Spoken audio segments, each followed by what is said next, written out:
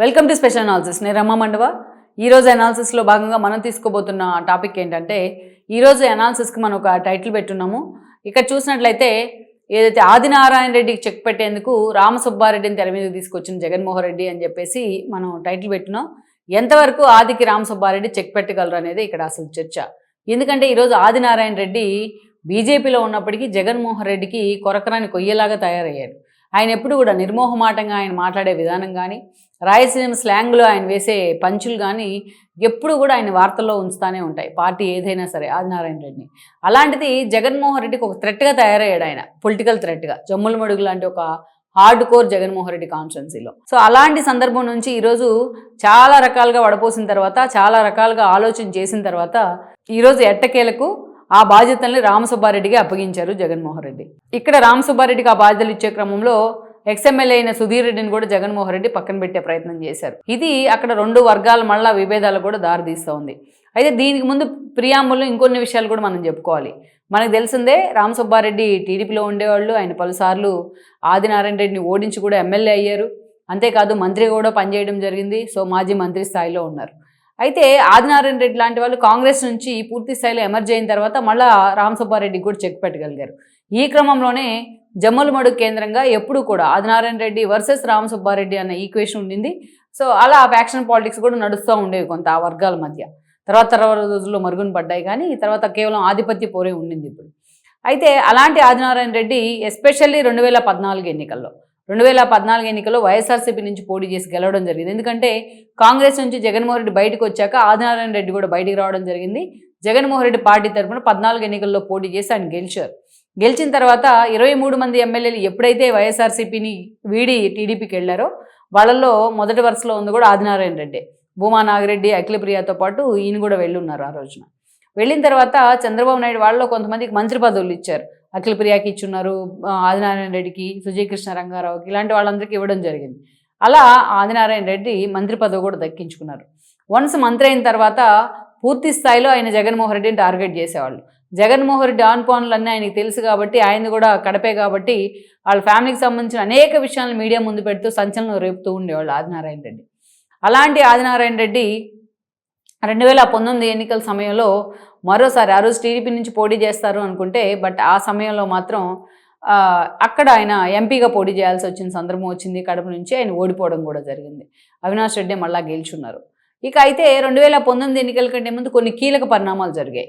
వివేకానంద రెడ్డి హత్య కేసు తెర మీదకి వచ్చింది. అయితే ఆ కేసులో చంద్రబాబు నాయుడుతో పాటు ఆదినారాయణ రెడ్డి, బీటెక్ రవి ఇద్దరు దగ్గరుండే ఈ మర్డర్ చేయించారని జగన్మోహన్ రెడ్డి అండ్ బ్యాచ్ కూడా ప్రచారం చేశారు. కేసులు ఫైల్ అయితే ఆ కేసులో కూడా వీళ్ళ పేర్లు కూడా నమోదు చేయడం జరిగింది. ఇక ఎప్పుడు కూడా ఆ విషయంలో జగన్మోహన్ రెడ్డి మీద చాలా కోపం ఉంది ఆదినారాయణ రెడ్డికి. అందుకే నెక్ టు నెక్ ఆయన విమర్శలు చేసిన సందర్భాలు కూడా ఉండేవి. ఇక ఆ టైంలో సుధీర్ రెడ్డి వైఎస్ఆర్సీపీ నుంచి అత్యంత భారీ మెజారిటీతో జమ్ముల మడుగు ఎమ్మెల్యే అయ్యారు. ఇక అక్కడి నుంచి మనం చూస్తే ఓడిపోయిన తర్వాత ఆదినారాయణ రెడ్డి టీడీపీ నుంచి ఆయన బీజేపీ జెండా కప్పుకునే ప్రయత్నం చేశారు. ఒకవైపు జగన్మోహన్ రెడ్డి నుంచి థ్రెట్ ఉంది, ఇంకోవైపు వివేకానంద రెడ్డి కేసు తను తరుముతూ వస్తుంది. ఈ క్రమంలో ఆయన బీజేపీ జెండా కప్పుకోవడం జరిగింది. పేరుకి బీజేపీలో ఉన్న ఆయన ఎప్పుడు ఆయన మనిషి మాత్రం టీడీపీలోనే ఉండేవాడు.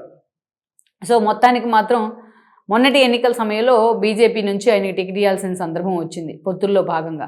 ముఖ్యంగా ఆయన బ్రదర్ కొడుకైన భూపేష్ అంతకుముందు నుంచే జమ్ముల మడుగు ఇన్ఛార్జ్గా అక్కడ పనిచేసుకుంటూ ఉన్నారు. ఆల్మోస్ట్ ఆయనకి పోటీ చేయబోతానికి దగ్గరగా ఉన్న సమయంలో ఆదినారాయణ రెడ్డి బీజేపీ టికెట్ రూపంలో అక్కడ ఎంట్రీ ఇచ్చారు. భూపేష్ని కడపకు పంపించడం జరిగింది ఎంపీ అభ్యర్థిగా. ఆదినారాయణ రెడ్డి మొన్నటి ఎన్నికల్లో బీజేపీ తరపున జమ్ముల మడుగు ఎమ్మెల్యేగా గెలిచారు, సుధీర్ రెడ్డిని ఓడించి. జమ్ముల మడుగు కాన్స్టిట్యున్సీ అంటే జగన్మోహన్ రెడ్డికి చాలా ప్రేమ ఉంటుంది. ఎందుకంటే ఒక దశలో తన భార్య భారతీరెడ్డిని కూడా అక్కడి నుంచి పోటీ చేద్దాం అనుకున్నారు ఆయన, సుధీర్ రెడ్డిని పక్కన పెట్టి. ఇక ఇక్కడ రామసుబ్బారెడ్డిని మనం చూసినట్లయితే, ప్రత్యేకించి రామసుబ్బారెడ్డిని ఆయన 2019 ఎన్నికల సమయంలో టీడీపీలోనే ఉన్నారు. ఆ రోజున టీడీపీలో ఉండి ఆ రోజు ఎమ్మెల్యేగా పోటీ చేసి ఓడిపోవడం కూడా జరిగింది. అప్పటికే ఎమ్మెల్సీ కూడా ఇచ్చున్నారు చంద్రబాబు నాయుడు అధికారంలో ఉన్న సమయంలో. అయితే ఆయన ఓడిపోయిన తర్వాత మళ్ళీ వైఎస్ఆర్సీపీ ప్రభుత్వం వచ్చింది, అక్కడికి వెళ్ళడం జరిగింది. అక్కడ కూడా జగన్మోహన్ రెడ్డి ఆయనకి ఇండిపెండెంట్గా ఎమ్మెల్సీని అయితే ఇచ్చే ప్రయత్నం చేశారు. ఇక మొన్న టికెట్ ఎక్స్పెక్ట్ చేశారు రామసుబ్బారెడ్డి 2024 ఎన్నికల్లో.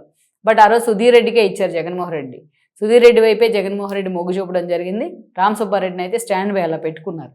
ఇక మొన్న పులివెందుల ఎన్నికల్లో జెడ్పీటీసీ ఉప ఎన్నికల్లో అంత సీరియస్గా రామ్ సుబ్బారెడ్డి కానీ అదేవిధంగా మిగతా నేతలు కానీ పనిచేయట్లేదన్న విమర్శ జగన్మోహన్ రెడ్డి కొంత అసంతృప్తి ఉంది ఆ విషయంలో. అయితే జమ్ముల మడుగులో ఈరోజు సుధీర్ రెడ్డి మాజీ ఎమ్మెల్యే ఉన్నారు, రామ్ సుబ్బారెడ్డి అక్కడ ఇన్ఛార్జ్ ఉంటే ఎవరికి రామ్ సుబ్బారెడ్డి సీనియర్ నేతగా ఉన్నారు, ఎవరికి ఆ బాధ్యతలు ఇవ్వాలి అనేది ఒక చర్చ. ఎవరికి ఇచ్చినా ఒక నెగోషియేషన్ వస్తుంది అనేది అయితే చాలా రోజులుగా జగన్మోహన్ రెడ్డి హోల్డ్లో పెడతా వచ్చారు ఆ సీట్ని. ఇంకోవైపు చూస్తే ఆదినారాయణ రెడ్డి ఈరోజు బీజేపీ నుంచి ఎమ్మెల్యేగా ఉన్నారు, మాటకు ముందు జగన్మోహన్ రెడ్డి టార్గెట్ చేస్తూ ఉన్నారు. అటు వివేకానంద రెడ్డి మర్డర్ కేసు అంశం మొదలుకొని స్థానికంగా ఏ ఇష్యూ వచ్చినా ఆదినారాయణ రెడ్డి బీటెక్ రవి జగన్కి నిద్ర లేకుండా చేస్తూ ఉన్నారు. సో అలాంటి ఆదినారాయణ రెడ్డికి చెక్ పెట్టాలి అంటే ఈరోజు రామ్ సుబ్బారెడ్డి లాంటి నేత అవసరమని కూడా జగన్మోహన్ రెడ్డి భావించారు. అందుకే సుధీర్ రెడ్డిని పక్కన పెట్టి మరి ఈరోజు రామ్ సుబ్బారెడ్డికి ఇన్ఛార్జి బాధ్యతలు ఇవ్వడం జరిగింది. మరి ఎంతవరకు తన మాజీ ప్రత్యర్థి అయిన తాజా ప్రత్యర్థి కూడా అయిన ఆదినారాయణ రెడ్డికి రామ్ సుబ్బారెడ్డి చెక్ పెట్టగలరు? ఒకవేళ ఈ ఈక్వేషన్లో సుధీర్ రెడ్డి ఎంతవరకు ఆ పార్టీలో ఫిట్ అవుతారు, మరి సుధీర్ రెడ్డి భవిష్యత్ ఎజెండా ఏంటి అనేది ఇంకొద్ది రోజుల్లోనే మనకి క్లారిటీ వచ్చే అవకాశం ఉంటుంది.